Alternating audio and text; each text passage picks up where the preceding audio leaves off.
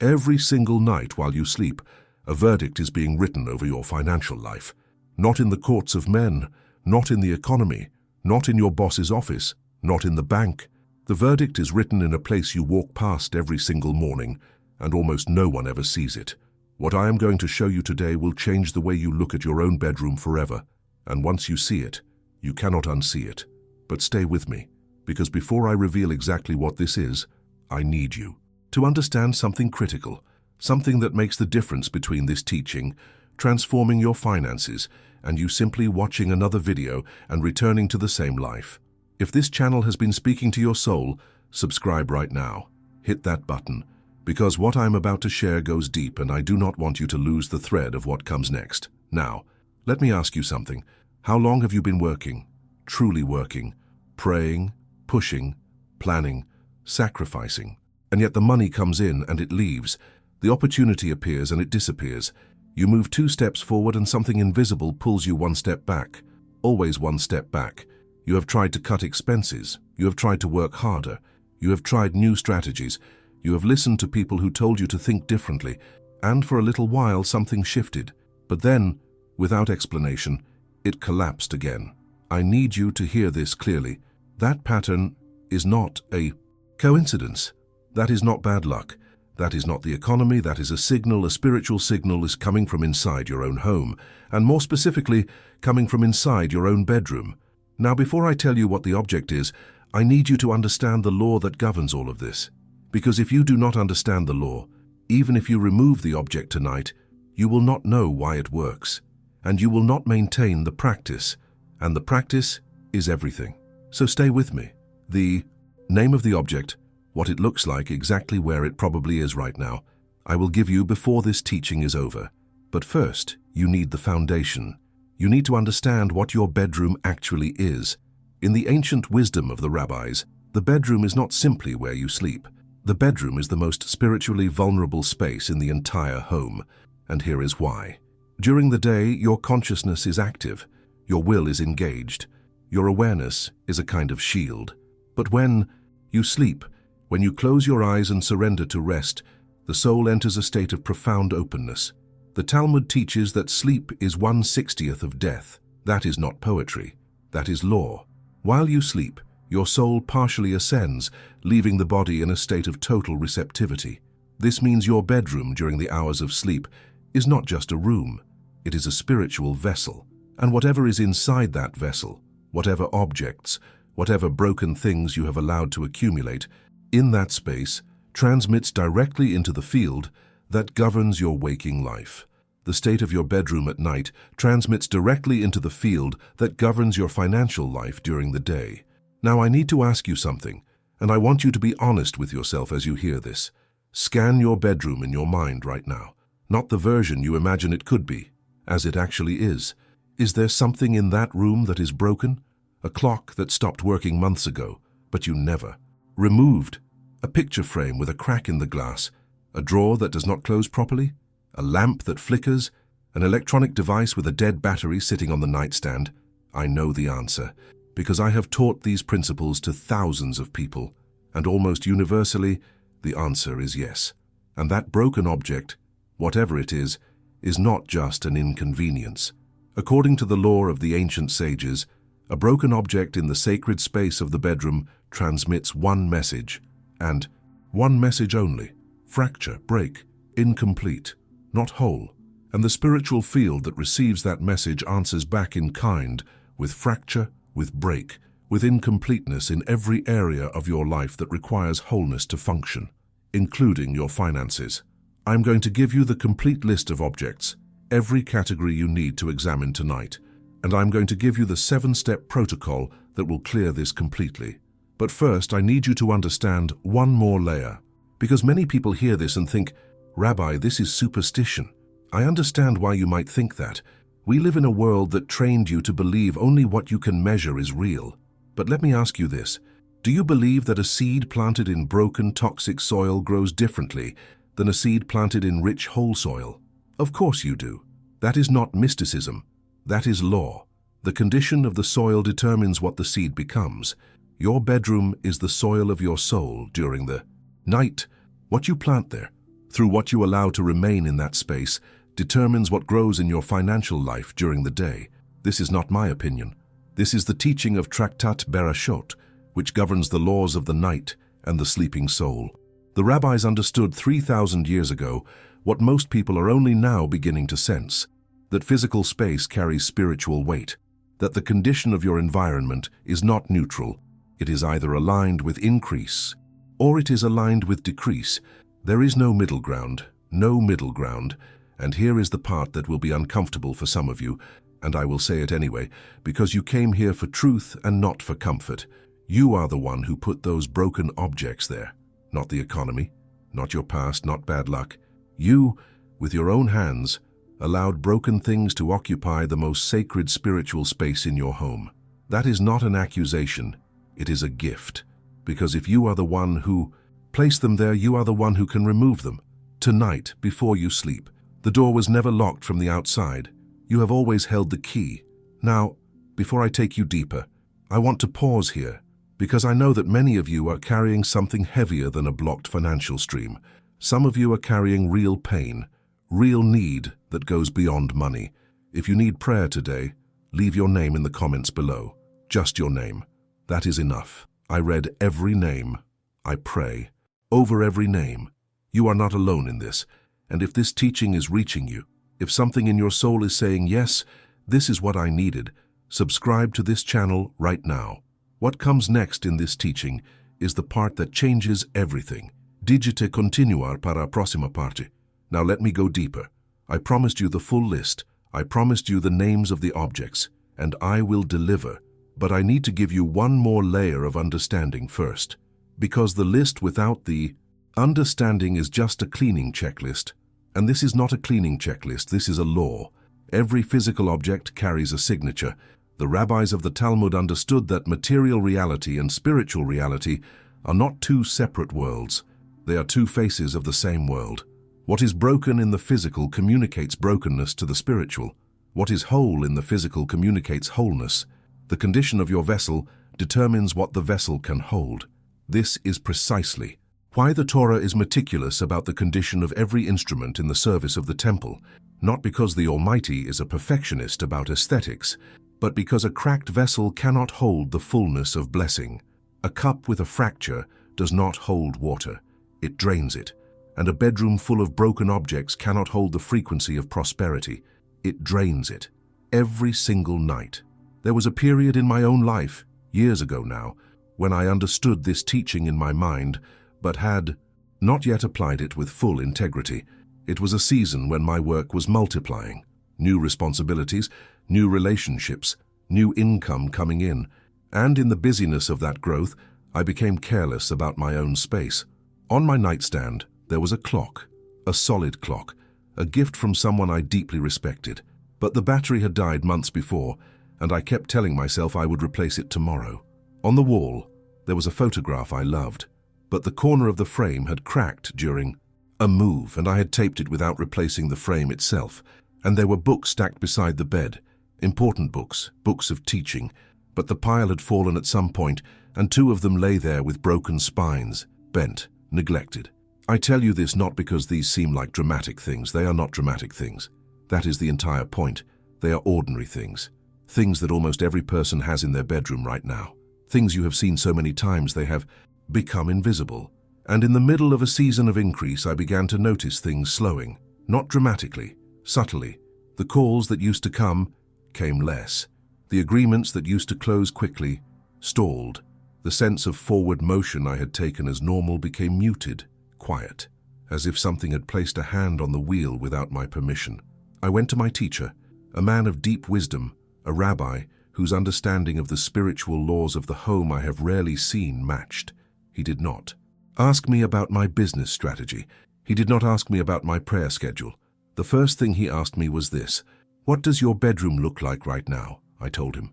He was silent for a long moment, and then he said, "You built a house of wholeness, and then you let the walls crack. You cannot expect the blessing to remain in a cracked vessel." I went home that same afternoon. I removed every broken object, the clock, the frame, the books with the broken spines, a small ceramic piece on The shelf that had a chip I had grown so accustomed to that I genuinely had stopped seeing it. An electrical cord fraying where it connected to the lamp beside my bed. Every single one, removed from the house before sunset. Within 14 days, every stalled agreement moved. 3 of them closed in the same week. I am not telling you 14 days is a guaranteed timeline. I am telling you 14 days was my experience after a complete, uncompromising clearing. What I am telling you is that the law is real, the law is testable, and you can test it yourself beginning tonight. Here is the list, and as I read it, I want you to begin scanning your room in your mind. The first category, any clock or watch that has stopped working and is still inside that room. A stopped clock is not simply a broken object. In the spiritual law, a stopped clock is a declaration. It declares that time has halted, that progress has frozen, that forward motion has ceased. You have been sleeping beside a declaration of financial stagnation every night without knowing it. The second category, any picture frame, mirror, or glass surface that carries a crack, a chip, or an unrepaired scratch. Fractured glass in the bedroom is one of the most consistent patterns I encounter in the homes of people who describe feeling financially blocked. The mirror specifically carries additional weight. I will return to this with a precise warning when we reach the protocol. But for now, identify it. The third category, any electronic device that is dead, broken, or has not functioned in more than 30 days and remains in that room. A shattered phone screen on the nightstand, a broken speaker still plugged in, a tablet that has not turned on in months. These are physical declarations of non-functioning placed in the most sacred space in your home. Remove them. The fourth category, any object inherited from someone whose financial life was marked by chronic lack or unresolved struggle. I say this with great care because it is a sensitive point. An object carries the energetic signature of the life that surrounded it. A piece of furniture, a decoration, a bedside item, if it arrived from a lineage of financial difficulty and has never been spiritually cleared, it carries that history into your sleeping hours every night. This is not about rejecting your family. This is about being honest about what you are allowing to speak over your sleep. The fifth category, any drawer, door, cabinet, or fixture in the bedroom that does not close properly or has been functionally broken for more than 2 weeks. A drawer that hangs open is an open wound in the space. A door that does not latch is an open gap in the vessel. The vessel must be sealed to hold. The sixth category, any artificial plant or flower that is dusty, faded, or dried. Life that has stopped being life but is still occupying space. Form without function. Remove it. The seventh category, any clothing that is torn, fraying, or visibly damaged that has been sitting in that room for more than 1 month with the intention of fixing it later. If it has been there a month, it is not waiting to be fixed. It is permanently occupying sacred space with the signature of damage. Now, as I read that list, something is happening inside you. I know because I have watched it happen in person with everyone I have ever taught this to. There is a moment of recognition, the clock, the frame, the drawer, the inherited piece. And with the recognition comes 2 things at the same time.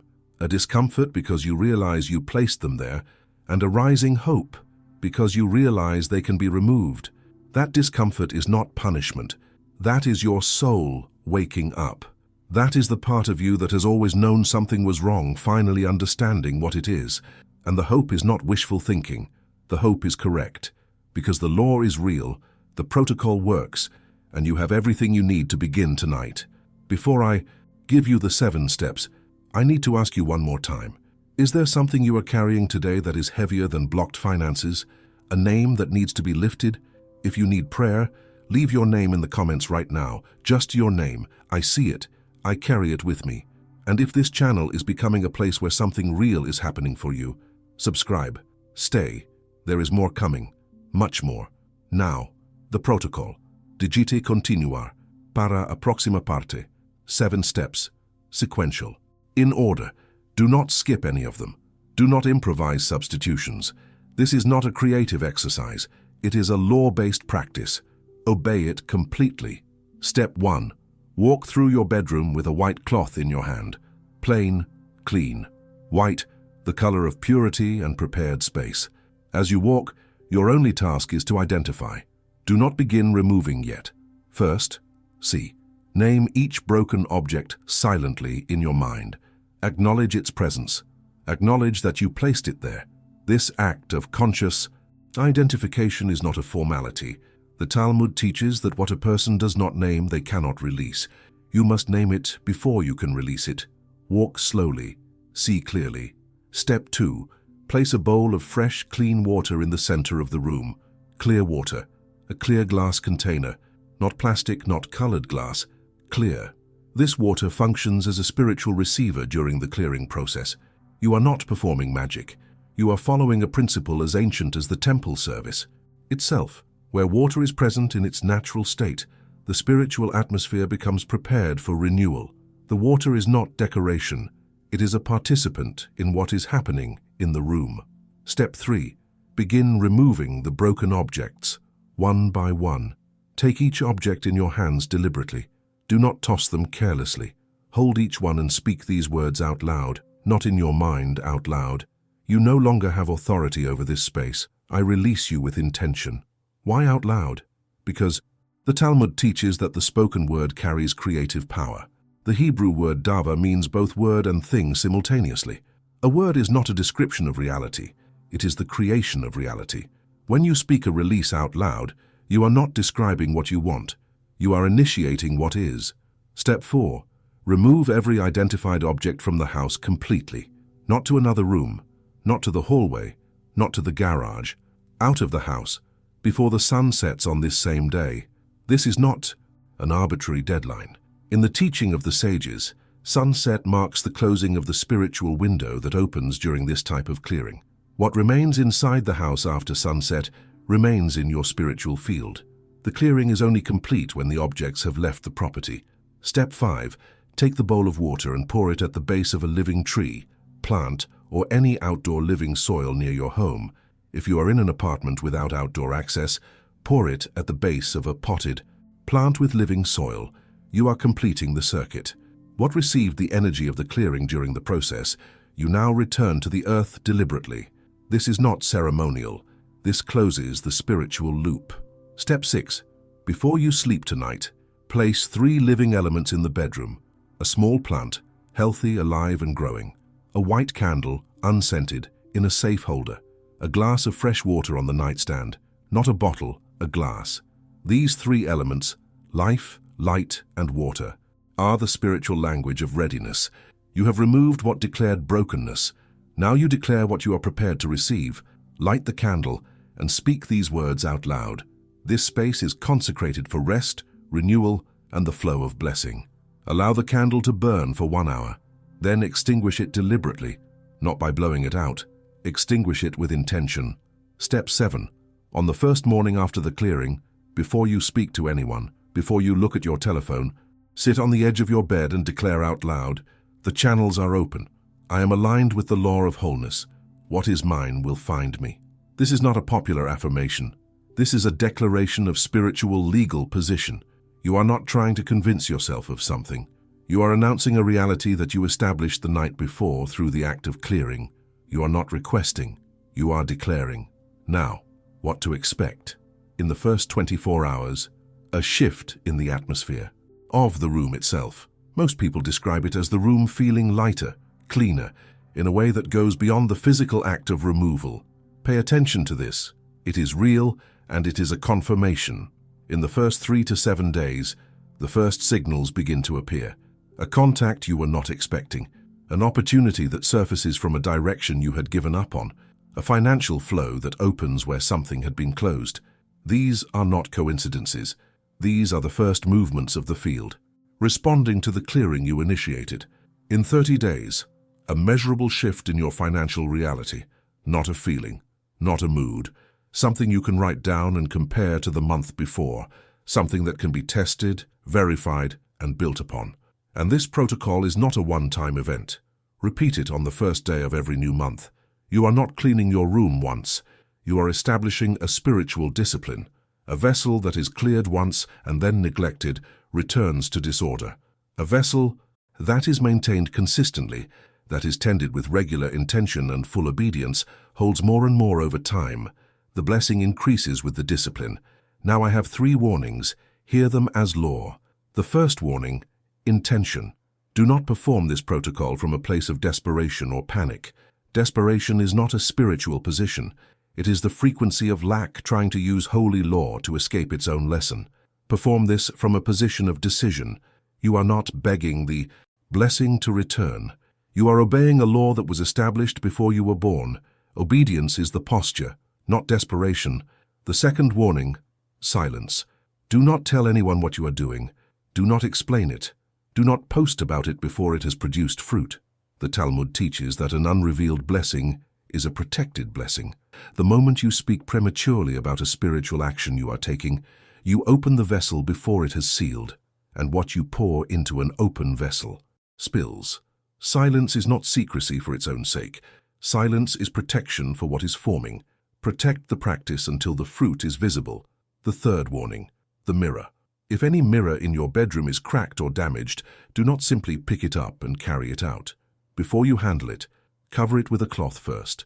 In the ancient teaching, a cracked mirror in the sleeping space is a fractured reflection of the self.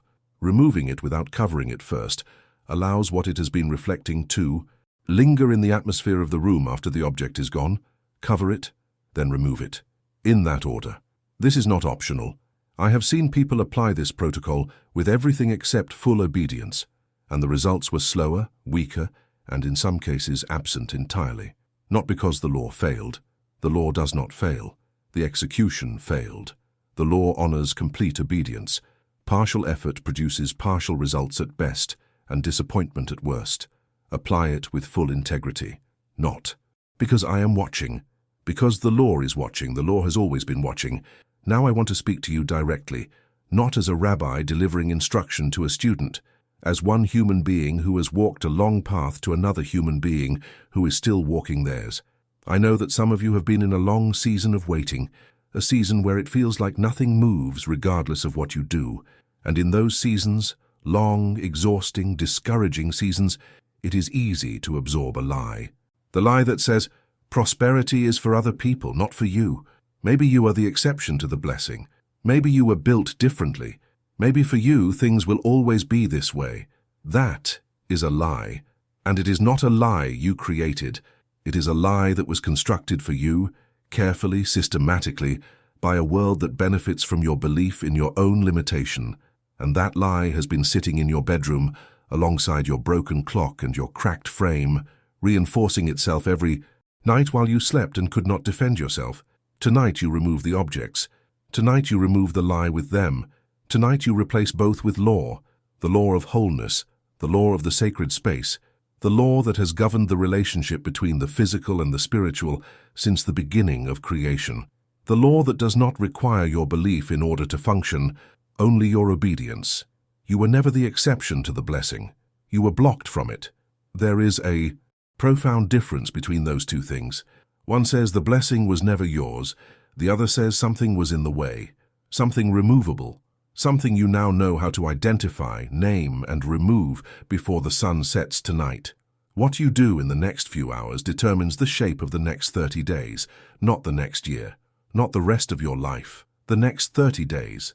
That is where you begin. That is the first window. Begin there. If this teaching reached something real inside you, if something shifted as you listened, leave one word in the comments below. Write open. Just that.